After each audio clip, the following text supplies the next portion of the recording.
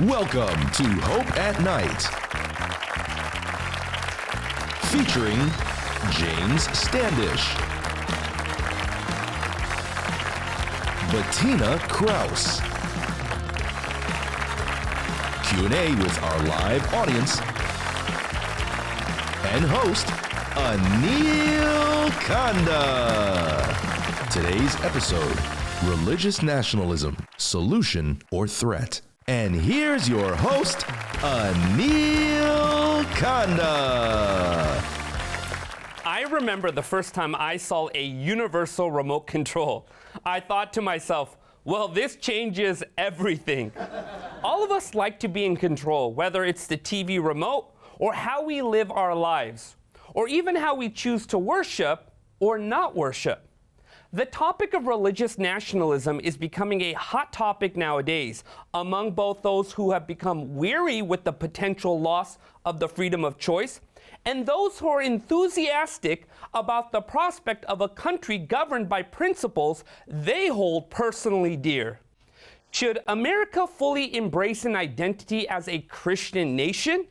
Are there pros and cons to having a country run by religious nationalists?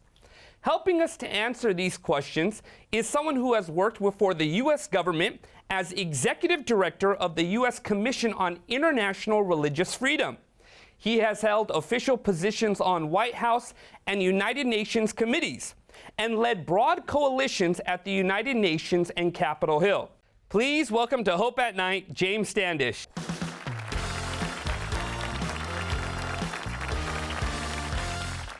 James, thanks so much for being here. Well, thanks so much for having me. Could you tell us a little bit about your background and experience? I grew up on a tropical island off the coast of Malaysia, a place called Penang. And my father was a missionary doctor, so that's how I ended up over there as a kid.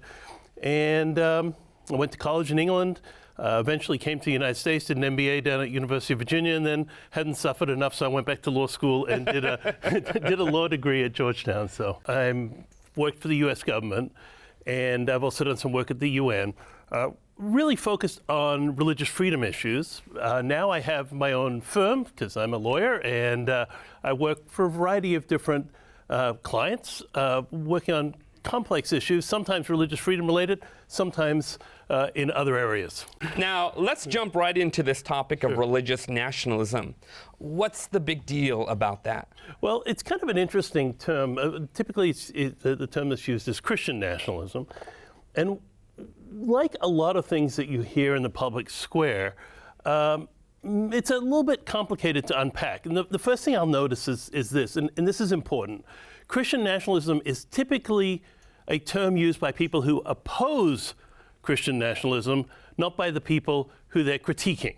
But the basic idea is that there's people in America who are Christians who believe that the United States was a Christian nation at its founding, that it should be a Christian nation now and going forward, who perceive trends in the United States as going against that idea. They want to do something about it, so they're involved in the public square. So they're typically conservative evangelicals, because as we know, there's liberal evangelicals politically. I'm talking, not theologically. So that's who we're typically talking about, and a whole host of policy positions and also candidates that organize around that idea. James, have we seen from history the problems of religious nationalism? Well, the funny thing is, we're sort of talking about it as if it's a new idea. It's actually the norm in society. And the United States broke that norm. So I've lived in predominantly Muslim countries, predominantly Buddhist countries, and predominantly Christian countries. And typically, if you go back in almost any country's history, there was a point where the state and the religion were both the same thing, more or less. And even in Great Britain today, King Charles is head of the Church of England.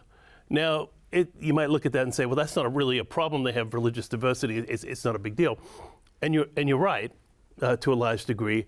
But if you go back in history, it was a very big deal. That's how the Pilgrims ended up coming to the United States, was to flee the religious unity of church and state. And you have the same thing in France, where we have the King of France organized massacre of the Huguenots.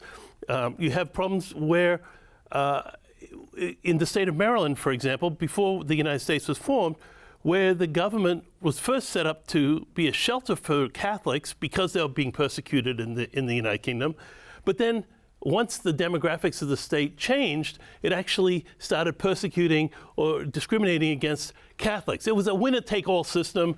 You wanted to be on the winner side of the religious and the political divide.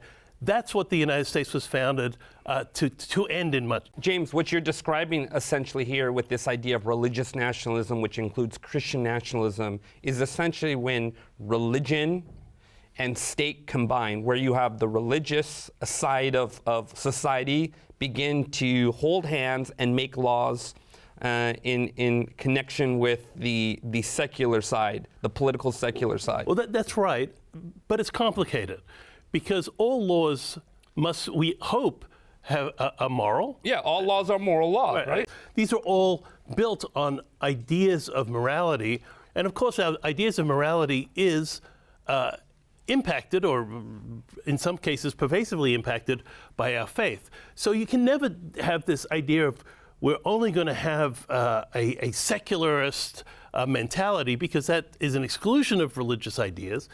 But the question then becomes, so it's really a matter of degree. If we're talking about a society where non-Christians are discriminated against, treated like second-class citizens, where we have religious tests for office, where we use the state to promote a particular denomination or even faith group, that's wrong. So I like what you're saying. What you're doing is, let's avoid the blanket terms here. Let's get into some of the specifics. Now, I got to just ask you, do you think that Christian nationalism is a threat to American democracy right now? I think that Christian nationalism, in some cases, contributes to ideas that are very dangerous. Absolutely. Do I think secular philosophies are also a danger to the United States? I do. We're in a situation in the United States where both major political parties have trended to the extremes. The more you get to the edges of political discourse, the more dangerous things come for those who don't agree. This is, as a general rule of thumb, that's not just in the United States. We see this in Latin America. We see it in European history. I sometimes joke that I feel like I've woken up in Spain in the 1930s, where you have a choice between a nationalist, sort of hard right movement, and on the other hand, a sort of a quite a secularist movement. And I just don't want either of those, because I know how both end. Because if those of us who've lived overseas, and also people who students of history and people who've traveled, know that the extremes of political discourse typically deliver very poor results. For the Christian, doesn't he want morality to be part of the government? For the Christian, doesn't he want to be someone who believes in his country being prosperous and successable? Mm-hmm. What's wrong with all of that? The central tenet of Christianity is to love your neighbor as yourself. Now, that doesn't mean that we only love other Christians, and let's be honest, sometimes the disputes within Christianity are more bitter than the disputes that Christians have among other faiths. You know, sometimes people have it's like a family. Sometimes the biggest arguments are internal. The big idea here is that we have to support a society that has a big tent approach to complex issues. That's how we live together. That's how we respect each other. And the question is, where does that big tent end, and where do we have a dysfunctional, disorganized society begin? And that's a legitimate discussion, right? But it should be taken, especially within a Christian context, in the context of an idea of, I want my Muslim neighbor, my Hindu neighbor, my secularist neighbor, whoever they are, I want them to feel as home in this country as I feel as a Christian. And that goes obviously across the boards, not because we're wishy-washy Christians, because we are living out the core of Christianity, which is to love our neighbors as selves. Right. We live in a society, this isn't a theocracy in the United States. And you said the United States is not a Christian nation. But wait a minute. I remember taking history classes when I was in elementary school. I remember in junior high reading about the founding fathers being very religious, praying, Christian men, some of them were deists. Isn't Christianity the root of the United States? It just depends what you mean by Christian nation. And I've had this discussion at the UN with folks from the Iranian government, from a whole, we often talk about, oh, this is an Islamic country, or this is a Hindu country. There is no country that has a religion. There's only individuals that have religions, and you can say this country is majority Christian, this country is majority Islamic, or whatever it is. And once you start saying this country is, well, it's a very exclusionary language. But let's get into it. The United States is inconceivable without Christianity, right? And I don't think there's a single political or sociological scholar who would disagree with that. But it's not just inconceivable without Christianity, it's also inconceivable without the Enlightenment, and some of that was secular, some of it was religious, some of it was religiously informed. It's impossible to conceive of without the Protestant Reformation as well. All of these things go into the milieu that creates the United States and then projects it forward. So you have a statement from John Adams, one of the founding fathers, and really vastly underestimated contributor to the founding of this country. I think he's the most underestimated founding father. I used to say it was Alexander Hamilton, then the book came out and the musical, and now everyone's talking about Alexander Hamilton. They need one of these books and movies or whatever. I guess they have a mini-series, but not many people watched it on John Adams.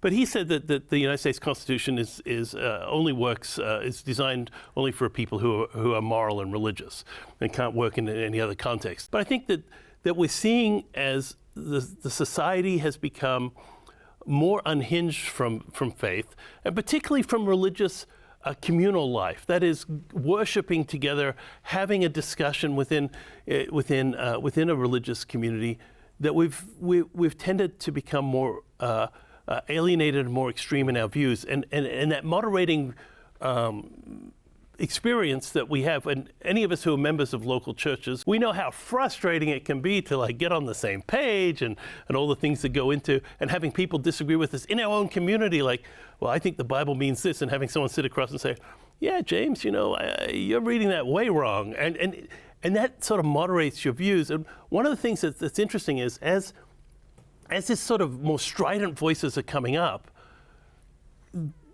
it is coupled with a disconnection from weekly religious service attendance. In other words, and there's been studies on this, so very interesting studies, and not, this is one of the things that I feel a little frustrated with the discussion that's commonly in our media is you get the idea that, wow, this is the Christian churches are all behind, really becoming very militant. And the answer is, actually, the further you're connected with a religious community, the more moderated your views tend to be because of that discussions and the frustrations of actually having relationships with other people. Right. Now, I've got to ask you this. So why is it in some societies, let's take, for example, the Middle East. Yeah. I won't name a specific country. Why is it when the reigning power leaves, a vacuum is created, and you have religious extremists that come in and tend to take over? First of all, in many cases, the religious entities are the only ones that are organized, particularly they're the only organizations that survive totalitarian regimes, typically. So Saddam Hussein was the ruler of Iraq, and he had a totalitarian state where the Ba'ath Party was a secularist party. It was a pan-Arabist secular party, and they were able to keep a lid on everyone. So there's no real political groups that are thriving during that. The only thing you have is mosques and religious leaders. So once he's gone, who's left, right? And then of course the question is, why have we had a tendency towards religion going from a more moderate, inclusive version of religion to a more intolerant version? in many nations across the Middle East. And there's a lot of reasons for it, but one of the main reasons, I think, is because secular governments failed to deliver on the promise of really basic progress. And when people are feeling very alienated and angry, they tend to look for answers, and sometimes we look for the worst answers they're asking the right questions, but sometimes the answers are bad. Yeah. And we're no different. Right. If we faced an economic depression tomorrow, I will guarantee you our politics will become more extreme after that, because and even now when we're feeling the stress from the COVID thing, and then and also from inflation, many of us are feeling a lot of cost of living. It doesn't make us feel well, and we're looking for answers that are maybe more outside of the norm. That's right. In desperate times, people are willing to do desperate things and desperate measures. According to Revelation 13, the Bible talks about a kind of religious conflict that will happen at the end of time. There'll be political influences that will be involved as well. Could you tell us a little bit more about that? What are your thoughts? Well, I think that's what's interesting about Revelation, and Daniel is a parallel book, and if you read them together, I think you get a great view of what the Bible's telling us about the future. Is that before Christ's second coming, we expect to have a political religious movement that will be repressive. And what's interesting about that to me is that it's counterintuitive for those of us who are Christians. We look at our faith as liberating, and that's what Christ said it was, so set us free. So the real question is, what's that going to look like, and how's it going to look? And I think that looking at Christ's first coming is a great way to look at it, because at the time of Christ's first coming, it was the people of faith, the real stalwarts of religion, who were the most opposed to him. And I think that we have to be very, very careful as Christians. The older I get, the more humble I become, because you look back on how many things you've been wrong about, and I'm humble about this as well. But we need to be humble, and we need to keep that core idea that yes, we should work in society, and yes, we should work for moral laws, and yes, we should be engaged in our civic life. Absolutely, just like Christians who like the abolition movement that our spiritual forebears fought for, and many other reforms that were achieved based on a religious idea. But even as we do that, we have to keep a very, very careful eye on who we're impacting, and a sense of humility that we might be wrong. Christians have been wrong, or people of God have been wrong before. They were at Christ's first coming, and Revelation indicates many of us will be wrong before his second coming. This is why it's important for us to understand these biblical principles. People are calling to Christ. They're calling him by name, and he says, "Depart from me, I know you not." So the people who are calling him are obviously thought they were following him. Right. You were born and raised in Southeast Asia. You had an experience with the Khmer Rouge. Does that play a role in your passion today? Well, probably it does. I should say I wasn't born in Southeast Asia, but I grew up in Southeast Asia. So from the time I was 2 years on. So, and when I was a kid, we lived in Thailand, and I went up to the border to the refugee camps when millions of Cambodians escaped the incredible abuse of the Khmer Rouge. I also taught English to refugees on the Laotian border who were also escaping the communist extremism, and more recently, I've worked on issues with refugees from Liberia, and also folks who are leaving Venezuela. So there's a lot of suffering, unfortunately, I've seen because of extreme behaviors and the conflicts and suffering and deprivation that become of it. So I think that we have to be very, very clear. Sometimes people look at these other countries overseas and say, that's over there. That could never happen here. If we follow the same policies here, if we do the same things here, if we act in the same way here, we're going to get the same results as they got. And that's exactly what our founding fathers rejected. And we need to be always on the guard to make sure that we reject them too. Yeah, history not learned is history repeated, right? In a world today, especially the United States, we're definitely in the midst of political tension from one extreme to another extreme. People are just trying to navigate, where do I go? A lot of people feel politically homeless. Yeah. What's the balance here? How do we maintain our sanity in the midst of all of this? Well, it's actually a very good question. If you look at the percentage of Americans who are even members of a political party, we now have more independents than we have either Democrats or Republicans. So if you're an independent, which I am, we're the majority, but we're also kind of powerless because when elections come along, you tend to have a binary choice. What I would suggest is, in all of this, in the storm of life, whether it's the economic uncertainties or personal upheavals, which all of us go through, or whether it's the political realm, what I'm trying to do, I don't always succeed, is when I get up in the morning, not reaching for my cell phone and checking where the world blew up last night, but reaching for my Bible. And reaching for my Bible, just having a little time with God, that you get grounded in the Word, you get grounded in Christ, because ultimately the message that we have in the Bible from Genesis all the way to Revelation is this. There is a God. He is in control. He loves us. And if we have faith in Him, He will guide our lives. And ultimately, thank goodness for this, there's a better show coming. That's right. It's like what you're saying reminds me of what A.W. Tozer says. When it seems like the world is falling apart, we need to remember there's a God who has not surrendered His authority. James, thanks so much. Thank you. We've been talking with James Standish, a man well-versed in the political landscape of our nation. Our next guest is an editor of Liberty magazine to help us dig deeper into this very timely topic. That's after the break, so don't go away.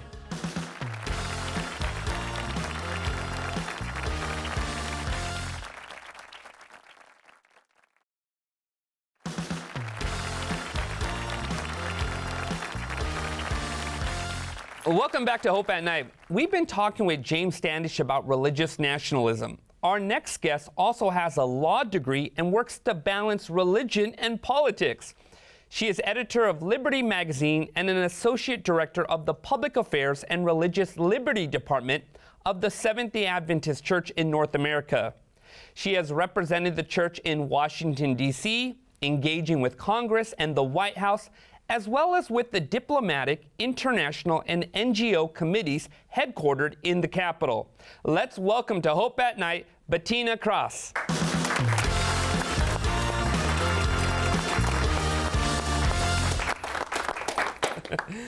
Bettina, before we jump into this heavy topic, could you tell us a little bit about this magazine that you helped to edit?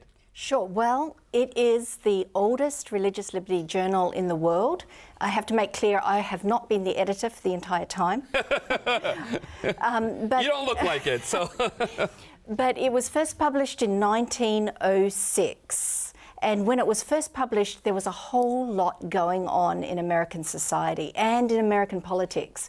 And in many ways, it parallels what was happening here because religion was also in the mix.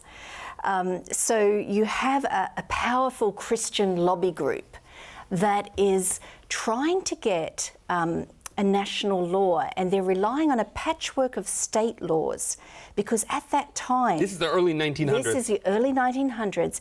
Every state in the Union, except for 3, had what we call Sunday blue laws. Now, these were laws that imposed criminal penalties for doing so-called secular labor on Sunday. And so this lobby group was not only trying to get a federal level Sunday law, but they also wanted to amend the US Constitution and make reference to America being a Christian nation. The problem was this: not everyone in America at that time subscribed to all the beliefs of majority Christianity. And so you have people like Jews, Seventh-day Baptists, Seventh-day Adventists, and others who actually worshipped on a different day of the week. So under these blue laws, you have people who are just going about their business on a Sunday being arrested.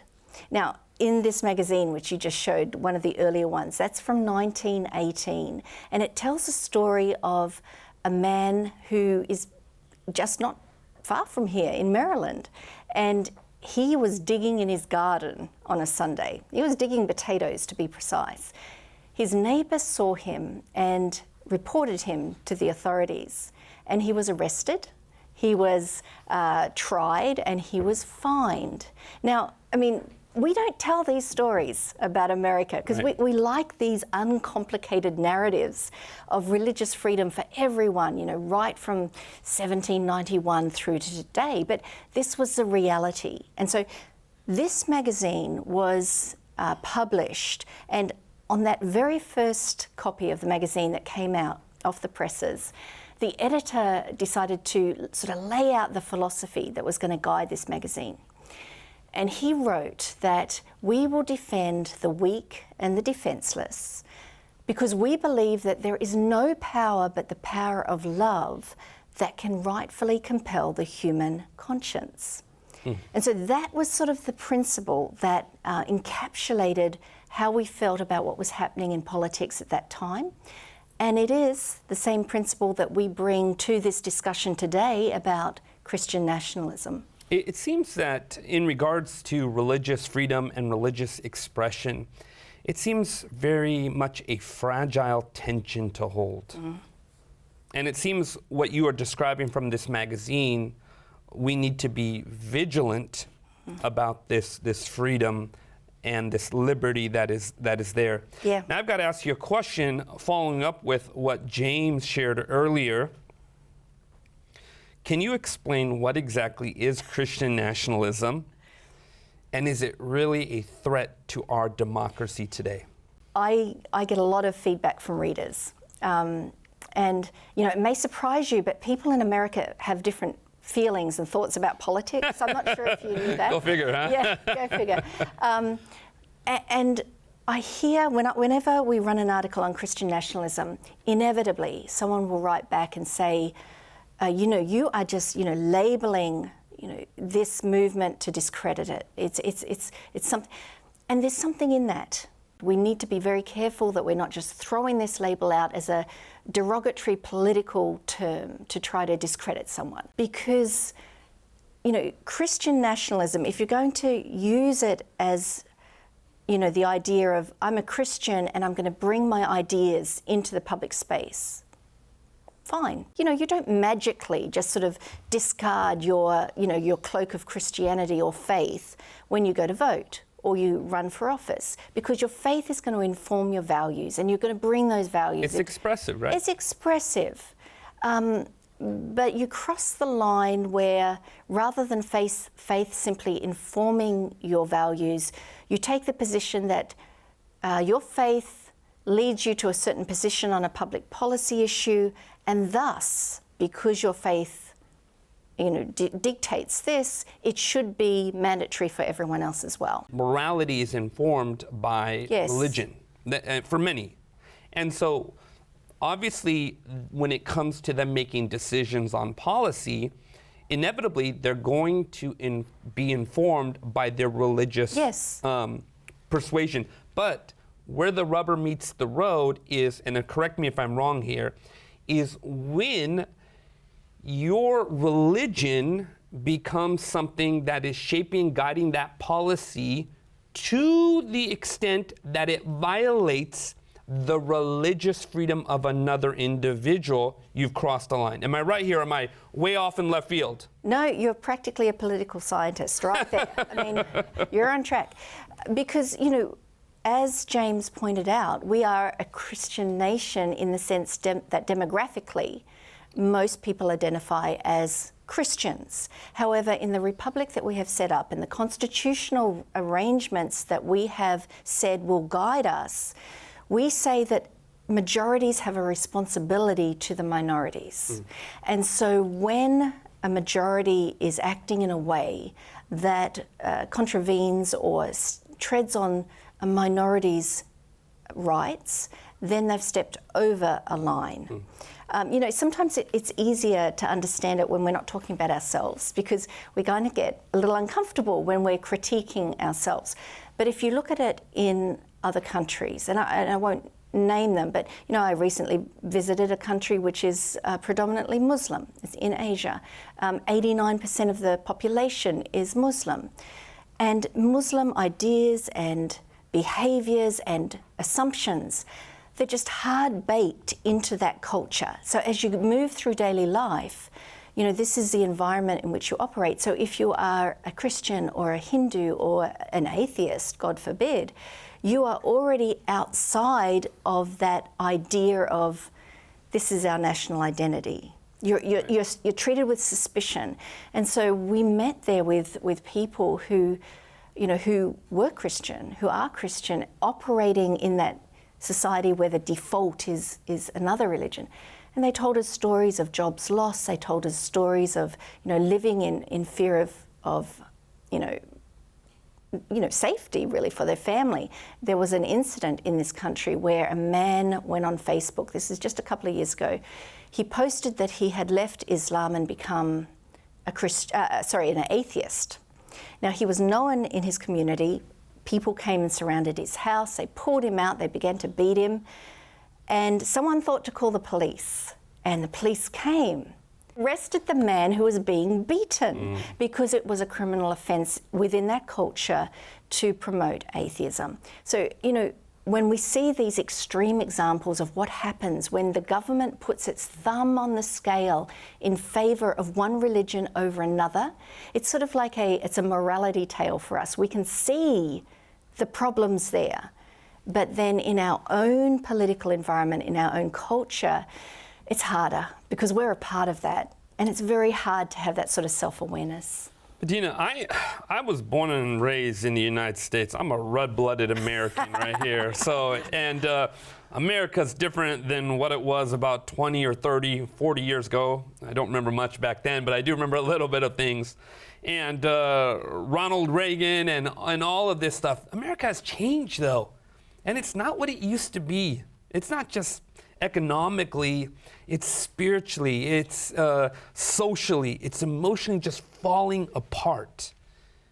Isn't religion the answer here politically? For me, as a faithful follower of Christ, is always religion, but not in the sense of religion fused with politics. That's just a recipe for disaster. You know, we are seeing this sort of trajectory in American political discourse, which is troubling. Right.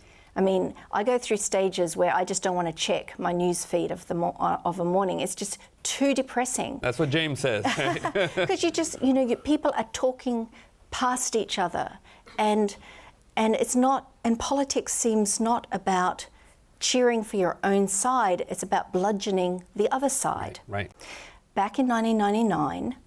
77% of Americans reported that they were not only Christians, but they regularly worshipped in church. Last year, the same survey done by the same organisation reported that only 47% of Americans say the same thing.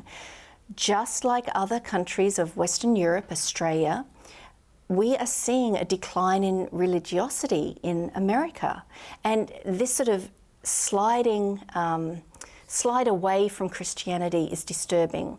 I interviewed for Liberty not long ago a documentary filmmaker from Hollywood, Dan Partland, who'd produced this film called God and Country, and he'd taken a deep dive into Christian nationalism.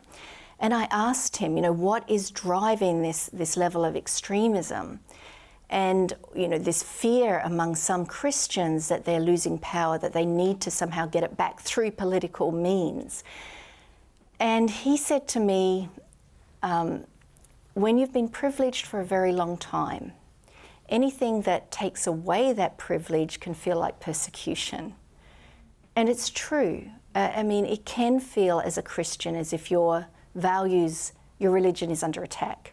You pointed out that the number of people who are going to church over the last 22 years, that has had a steep decline, but with that is a corresponding idea of Christian nationalism on the rise. What happens is that Christian does not become a signifier of your personal religious belief. It becomes a signifier of your nationality, your sense of self in relation to the country that you're in. Christian becomes this, it's stripped of its inherent, you know, faith components. And in fact, many of those who are acting in Christian nationalist ways are not the ones who are attending church each week. So, you know, we have to understand the forces that are driving Christian nationalism. They're not just religious. That's really fascinating. How do we navigate through this then? Obviously, the choices aren't that great for many people. Do we just choose the lesser of two evils? Is that what it comes down to? You're asking me for voting advice? I'm not sure that's a safe topic. Yeah. Yeah, that's a really good question, because we are here. We can't sort of just levitate into another realm. It is an extremely polarized reality. You know, I was talking with a sociologist called Andrew Whitehead. He's an author. He's written many books. He's studied Christian nationalism for many years. He uses this great analogy, which I love. If you want to sort of inoculate yourself against Christian nationalist ideas, you have to engage. You can't just do an amputation and say, there, I've cut it off, I'm no longer a Christian nationalist. You have to perform sort of daily flossing actions, like you're flossing your teeth. It's like getting up in the morning, cleaning your teeth and flossing. And he says these little flossing actions are things like, you know, decentering yourself from the political narrative and trying to look at things from other people's point of view, getting out of your media bubble. You know, we're all in a media bubble, all of us. You know, consciously look to other sources of news. And also get involved in your community, where you're likely to run into people who you don't share either political beliefs with or religious beliefs with. You know, get involved with other people who think differently. And, you know, for many of us, that place can be in church. We can sit in the pew beside someone who's born somewhere else, whose first language is a different language, who you know, comes at the world from a different perspective, and we can see them as a brother and sister in Christ. And I think that lens, walking through the world with that lens, is the best way to inoculate yourself. That's beautiful. Well said there. I think, and what I'm understanding is this idea of stepping outside your box, staying in conversation with people who disagree with you. Yes. And not seeing them as irredeemable. Yes. Right? And that's what the church is all about. This is why God wants his people in the community of faith, because it allows them to respect other human beings. At least they're supposed to, right? Exactly. And it also allows them to be in a diversity that helps them to appreciate other cultures too as well. And through it all, we're able to navigate through this. This has been fantastic, and I really appreciate the practicality you've given to us. James, you too as well have enjoyed this discussion. I know we can keep talking for hours on this, so we'll take a quick break, but when we return, we'll let our studio audience pose their own questions to James and Bettina. Stay with us, there's more to come.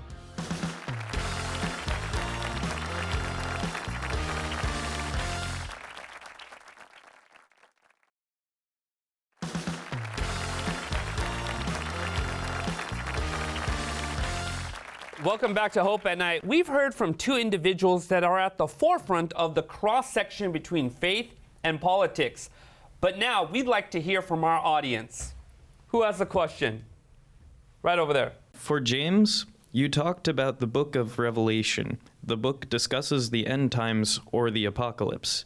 Is it possible to believe that the end is coming without spreading fear?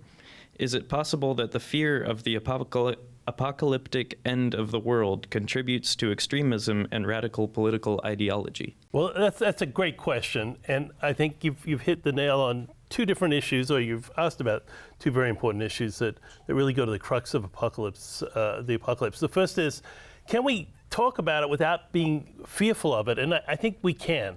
And I tell you why.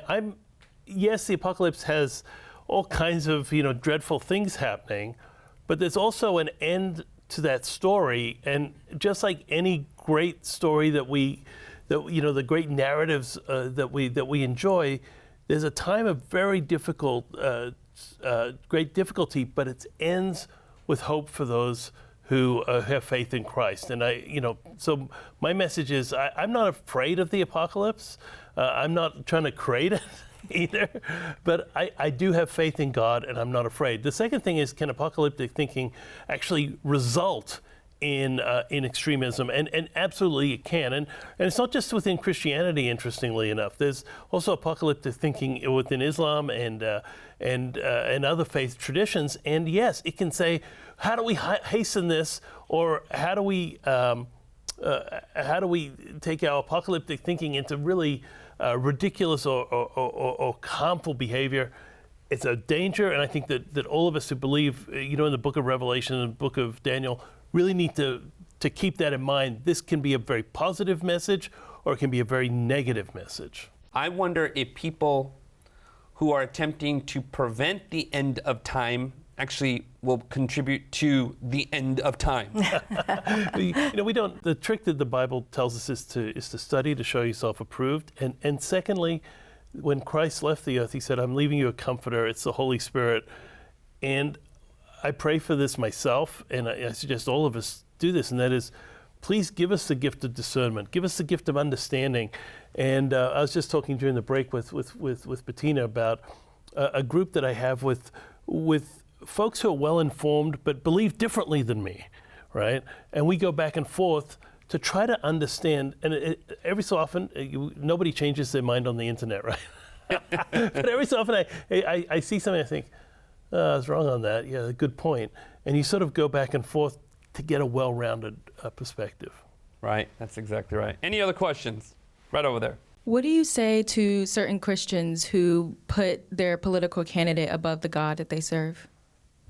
I would direct them to the life of Christ, because Jesus operated within an environment which was politically polarized, just like today, right? We had the Roman governor, the de facto leader of Israel, who was hated, despised by the Jews. And the Jews were looking for a Messiah to come and free them from this hated Roman rule. And Jesus, time and time again, was given the opportunity to dip his toe in the political waters, and he passed. He said, no, my kingdom is not of this world. And he said, render unto Caesar the things that are Caesar's, unto God the things that are God's. Two separate realms. We have our feet planted on earth. We have to bring our own values to the political process, decide who best represents those in terms of political candidates. But we should never get confused as to who demands and who is owed our ultimate allegiance. Probably one of the most interesting experiences of my life was I go to the White House from time to time, and I got an appointment with the then President of the United States, 45 minutes in the Oval Office. And this is quite early on in my career. And when I came home, my wife said, man, you were in the Oval Office, you were with the President of the United States, you were there for 45 minutes, what was that like?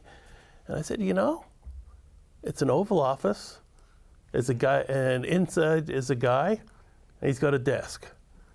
And it felt very, very small and insignificant compared to the God of the universe. I'm going to tell you, my message to Christians is, some of us grew up watching West Wing.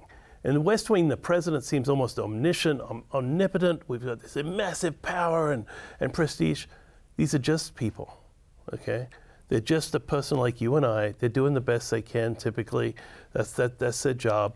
But to put that kind of frail human being with all the same limitations that you and I have, in anywhere close to the God of the universe, is laughable, and the closer you get to it, the more laughable it is. I mean, I have respect for the president, I have respect for the office, don't get me wrong, but let's keep everything in perspective as Christians, because talk about selling God cheap. That's really sad.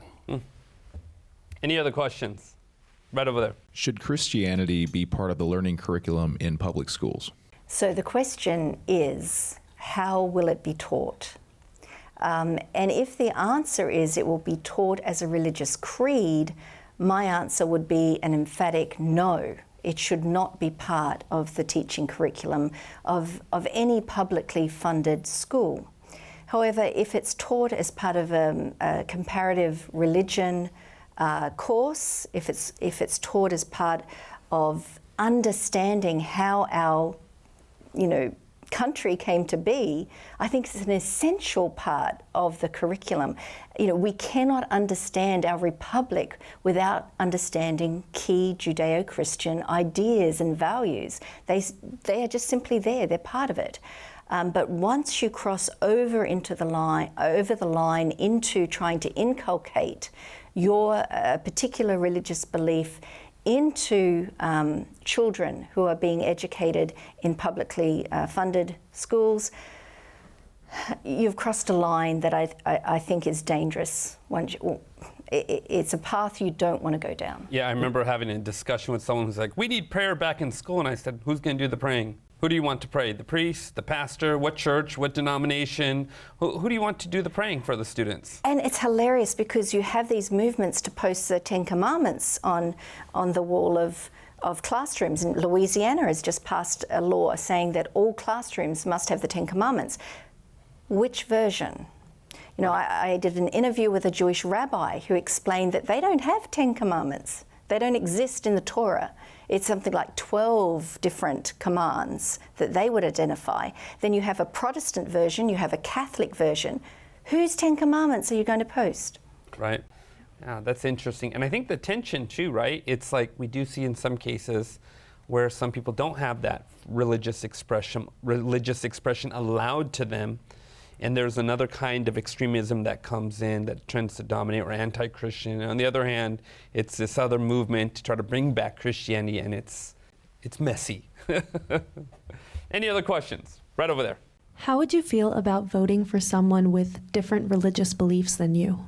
Very comfortable, because no one has exactly my perspective on all religious matters. So again, you are voting in and participating in a political system that is imperfect. You make the best choices you can, the choices that align best with your beliefs. You know, if you're looking for someone to perfectly represent your ideas in the public space, you will just opt out. You will never vote because there is no party. You look at those party platforms. I defy anyone to read party platforms and say, I agree with every word that's written there. Any other questions? Should the church tell its congregation how to vote? In my denomination's background, the church actually did tell the congregations how to vote on the issue of abolition of slavery. And I think most of us look back on that and say, yeah, we did the right thing. And we're obviously a lot more shy these days. And I think for very good reason, because we have very complex party platforms that cover everything from, you know, how we're going to deal with economic disparities, how we're going to deal with racial disparities, how we're going to deal with sexuality, how we're dealing with the value of life, criminal justice, everything in there. And we can go down those lists of both parties and say, that one seems a little bit closer to my views, or that one's, and when a pastor gets up there, or a priest or a clergy person of whatever description, and says, this is the only way you can vote, I think, A, they are totally ignoring the complexity of the issues that we're trying to struggle through. And secondly, they're trying to, I guess you'd say, overreach the appropriate, at least from my perspective, bounds of what their authority and is within the lives of parishioners. That's my view. There are also tax ramifications for what that's worth. If you're a nonprofit, you can't do party endorsements. You know, I would just add, the best way for a Christian church to compromise its credibility is to endorse a particular political candidate. Because they become, in a sense, responsible then for the actions, the subsequent actions of that political candidate. I don't know about you, but I'm not going to vouch for either the character or behaviour of many of our politicians today. The church does itself a massive disfavour when it attempts to meddle in politics. It can only end with the church in a situation where its credibility is diminished. Any other questions? Right over there. How can we personally in our own communities bring both secularism and the religious fanatics back to a middle ground?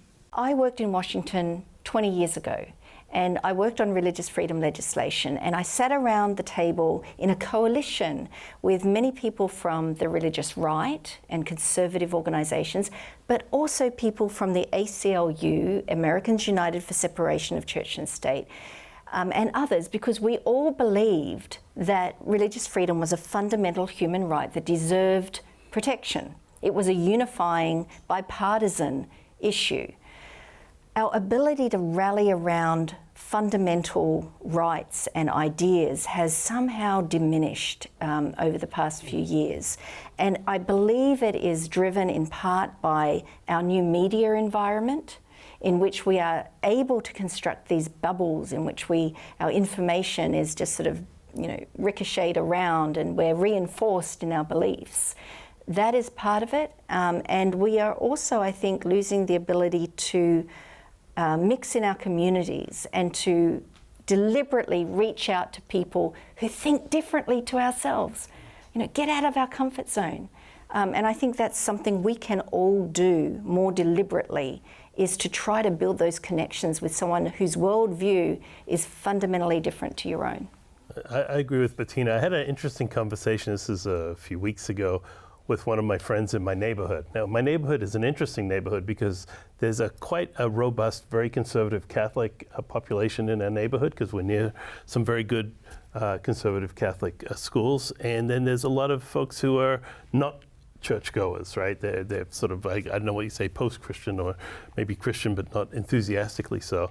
And my friend said to me, he said, you're the only guy in this neighborhood I know who have friends on both sides of that. And I took that as a compliment, because I like people on both sides of that sort of demographic background. And to go back to what Bettina said, get out of the media bubble, I think the more time we're spending in screens and less time we spend walking our dog in the neighborhood, saying hi, joining book clubs, going to community activities, the worse we get. Because when you're online, and I'm the same way, like you get an argument online, and what do they say? It's like three posts, and then you're calling each other Nazis or whatever it is. Right, and James also it devolves very quickly into extremes. Right. Whereas when you're talking to someone to their face, well, you get the 360, nuances of the complexities of what you have in common, what you're different on, and it's a lot easier to have a respectful dialogue and create friendships. And what you said about social media, which is really important, I think we're all understanding now the algorithms that are designed now to feed us particular political perspectives. I was actually reading one research that was done on kids who consume TikTok, and they found within 6 months they could change through algorithms their political ideas within 6 months. Right. And it just shows us the power of social media, and it's disconnecting us from our God-given humanity and our ability to connect and understand each other. And taking very complex ideas and feeding them into a completely non-nuanced blip. Sound bites. Sound bites. Yeah. That's right. Any other questions? Right over there. Do you think that God wants all of his followers to be on the same page politically? Oh, I have a short answer, and that's no. When you are a Christian, you belong to an international body. Nationality is not important. Your local politics is not what is the most significant factor about you. Where you were born is not the most important thing about you. The most important thing about you is that you acknowledge that Jesus Christ is Saviour. And I acknowledge that. People all around the world acknowledge that. And all of them are going to vote differently than I would, or have a different understanding of the world around them. And I don't think for God the main thing is politics. For God the main thing is following him. Maybe I'll give you maybe a tried answer. Yeah. Maybe he does. I'm just not sure what he wants. Right. It's like, every army that ever was has claimed that God was on their side. Maybe he was, maybe he wasn't. We don't know. Right. And you look at Jesus, the very fact he had within his band of disciples, Simon the Zealot, and then he had Matthew the tax collector on the complete either side of the political spectrum in his day, and yet they were willing to be part of the same movement, to follow Jesus. That shows us that Jesus's the big picture ideas of the gospel embraces those from different political backgrounds, but also calls them to come in together for the greater purpose, the greater mission, to help bring the gospel to a dying world. And also both sides killed him at the same time, right? Pharisees and Sadducees, right? They could agree on. Yeah, and it just shows us this is, the enemy can definitely use differences to bring about division. It doesn't need to be that way. And distraction. James, Bettina, I feel again like we could just continue talking more about this. Thank you so much for this very enlightening discussion. If you'd like more information on the end of time role of America and understanding the book of Revelation, please check out our resource at hope.study/hope at night. But throughout the Bible, there has always been an opposing force to God. From the Tower of Babel, first erected in defiance of God's command, to the king of Babylon, who forced his citizens to worship him under the threat of death, to an end-time Babylon power mentioned in the book of Revelation that seeks to eliminate any who dare to refuse the mark of the beast. This power stands in direct contradiction to the freedom of choice that God granted Adam and Eve in the garden. At great risk to God himself, they were free to obey or disobey him. And that choice to disobey ultimately cost God his life in his effort to save them. As we reflect on today's discussion, let's remember that ultimately it is God who is in charge, not any political movement or ideology. No matter the forces at play, our hope and trust rest not in human power, but in the God who reigns over all. He is the Alpha and the Omega, the beginning and the end. And when we realize that, we will have hope at night. Thank you. We'll see you next time.